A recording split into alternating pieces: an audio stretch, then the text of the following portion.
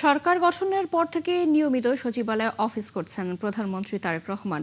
আজও সকালে সচিবালয়ে গেছেন তিনি। আজ বেশ কিছু গুরুত্বপূর্ণ বৈঠকে অংশ নেবেন। তার কর্মসূচির খবর জানাবেন সহকর্মী মোহাম্মদ হুসাইন। হুসাইন, নিশ্চয়ই শুনতে পাচ্ছেন। প্রধানমন্ত্রীর কি কি কর্মসূচি রয়েছে আজ সচিবালয়ে, বিস্তারিত জানাবেন।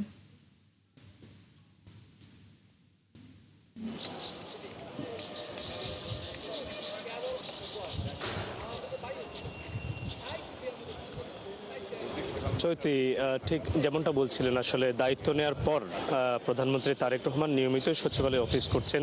তারই অংশ হিসেবে আজকে সকাল 9টা 20 মিনিটের দিকে তিনি তার কার্যালয়ে আসেন এবং এরপরে কিন্তু সকাল 10টা থেকে তার প্রবাসী কল্যাণ এবং বৈদেশিক কর্মসংস্থান মন্ত্রীর সাথে বৈঠক শুরু হয়েছে।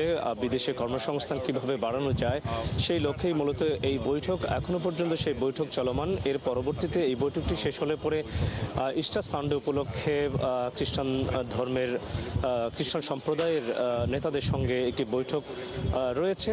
ইতিমধ্যেই কিন্তু তারা কার্যালয়ে প্রবেশ করেছে। 23 সদস্যের একটি প্রতিনিধি দল প্রধানমন্ত্রী তারেক রহমানের সাথে সাক্ষাৎ করবার জন্য কার্যালয়ের ভেতরে প্রবেশ করেছেন এবং তাদের সাথে শুভেচ্ছা বিনিময় শেষে ঢাকায় নিযুক্ত মার্কিন রাষ্ট্রদূত তার সাথে একটি সৌজন্য সাক্ষাৎ রয়েছে। তবে সেই সাক্ষাতের কি বিষয় আসে সেই বিষয়ে এখনো পর্যন্ত কেউ নিশ্চিত করে তেমন কিছু জানাননি।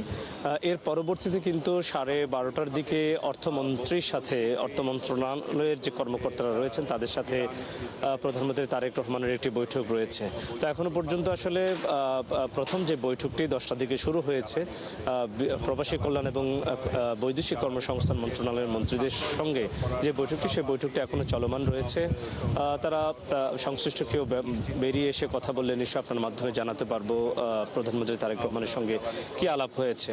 তো বলা যায় যে 180 কর্মদিবস, সরকারের যে 180 দিনের কর্মপরিকল্পনার অংশ হিসেবে কিন্তু প্রতিদিন সকাল সন্ধ্যা অফিস করছেন প্রধানমন্ত্রী তারেক রহমান। তো এই ছিল আমার কাছে সচিবালয় থেকে সবশেষ খবর। চৈতি। হুসাইন, ধন্যবাদ আপনাকে। সচিবালয় থেকে যুক্ত হয়ে প্রধানমন্ত্রীর আজকের কর্মসূচির বিষয়ে জানাচ্ছিলেন সহকর্মী মোহাম্মদ হুসাইন।